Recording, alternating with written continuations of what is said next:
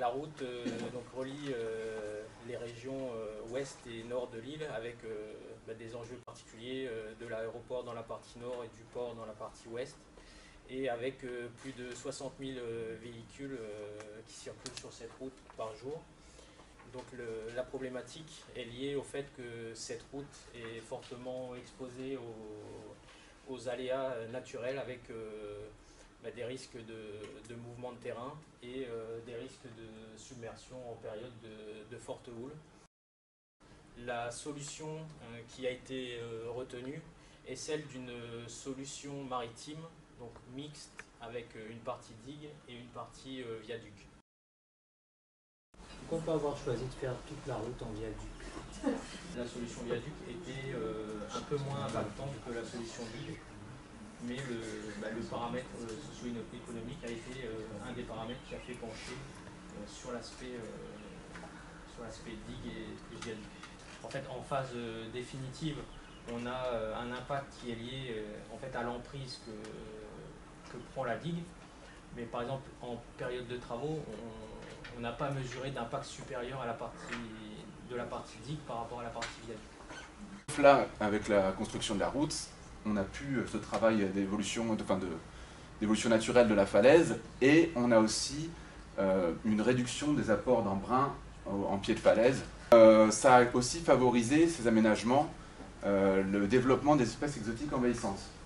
Et là, on voit sur l'autre photo aussi les filets qui constituent des supports vraiment d'accroche pour la liane papillon, donc qui est une liane exotique.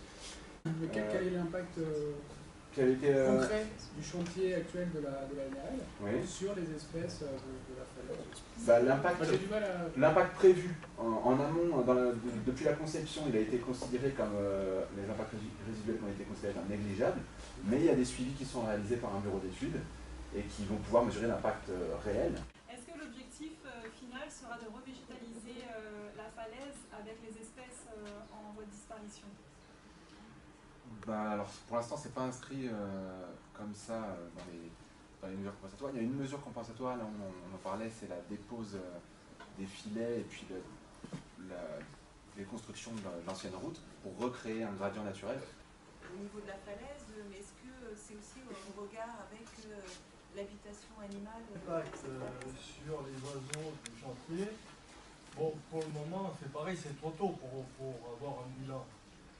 Ce qui est certain, c'est que les entreprises respectent vraiment à la lettre le cahier des charges.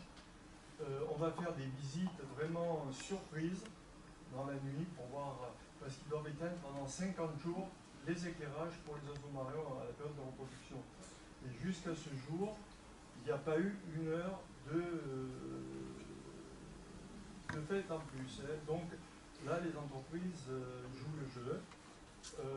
Après, ben oui, on verra l'impact. Malheureusement, on le sait qu'après, l'impact. Mais là, du coup, en fait, ça peut être que positif pour les oiseaux, puisqu'il n'y aura plus de filets, normalement. Alors, normalement, les filets sont une partie. Donc, ça va repermettre aux paillanqueux de relicher. Et en fait, sur les filets qu'on ne pourra pas déposer, notamment pour des questions de sécurité, parce que sur certaines parties, en fait, au niveau de la sécurité, il sera plus difficile de les enlever que de les poser. Et en fait, sur ces parties, on va étudier la possibilité en fait, de faire des trous dans les filets au niveau de cavités, justement. Globalement, ce qu'on peut dire, c'est que jusqu'à maintenant, il n'y a pas un impact flagrant, donc on n'a pas eu de cas de mortalité, on n'a pas eu des comportements vraiment excessifs qui nous amèneraient vraiment à être alertés par un impact du chantier sur les populations. En fait, l'action des différentes associations a permis d'impacter vraiment le fonctionnement du chantier. C'est-à-dire que vous avez une vache. Au niveau sonore, qui potentiellement, dans une distance de quelques centaines de mètres, peut impacter les cétacés jusqu'à des niveaux de dommages corporels et physiologiques. Donc là, il y a des suivis embarqués aériens et détection hydrophone.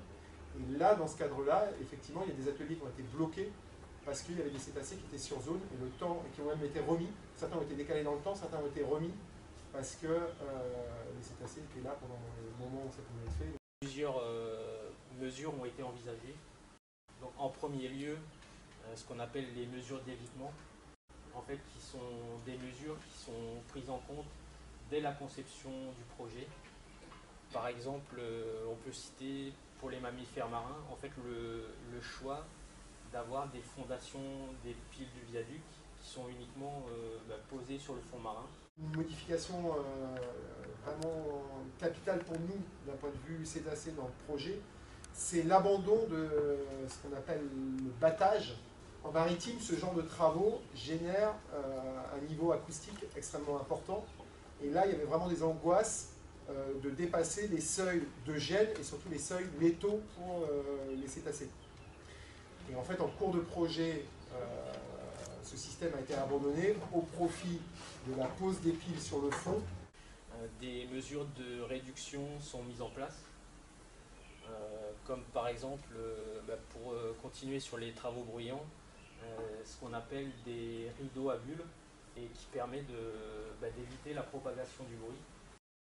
On a ce qu'on appelle des mesures de compensation qui ont été définies, donc comme leur nom l'indique, qui visent à compenser les impacts préjudiciables du chantier. L'association porte 2 mesures de compensation de la nouvelle route du littoral. Du coup, l'objectif de cette mesure, c'est de réhabiliter 5 hectares. 5 hectares de franges du littoral, qui sont sur 4 sites. Dans les grandes lignes, bien sûr, la tortue, quand elle va monter, qu'elle va venir pondre, elle va vraiment s'orienter via cette végétation-là pour avoir un espace de ponte qui n'est pas trop chaud grâce à l'ombre. Et donc la végétation plus loin, qui va être plus haute, va permettre de faire écran aussi contre les pollutions lumineuses. Ça, c'est un autre élément important. Donc on va aussi essayer de réduire la pollution lumineuse en baissant ou changeant les spots lumineux qui vont impacter directement. La deuxième mesure, elle s'appelle « Quiétude des mammifères marins et des tortues marines ». C'est également une mesure qui a été confiée au CEDTM pour 3 ans. Et dans les grandes lignes, donc en fait c'est la mise en place d'une équipe de sensibilisation en mer. Comme il y a des forts enjeux de conservation, comme j'en ai parlé avant, c'est quand même un écosystème unique. Et que cet écosystème a déjà été altéré par les précédents aménagements, il a été décidé la région a décidé de mettre en place une mesure compensatoire en faveur de la flore indigène, et en ciblant notamment 3 espèces particulières. Donc le bois de paille en queue, Monarenus salicifolius, là qui est en photo à gauche. On a la mucune géante, donc là une Fabaceae, une liane qui est en photo au milieu, dont la fleur est en photo au milieu. Et le bois de senteur blanc, Ruisia cordata. Et donc les mesures compensatoires qui ont été décidées, c'est de rédiger des documents stratégiques sur les 2 premières espèces, le bois de paille en queue et la mucune géante, et de mettre en œuvre un document stratégique qui avait déjà été rédigé pour le bois de senteur blanc.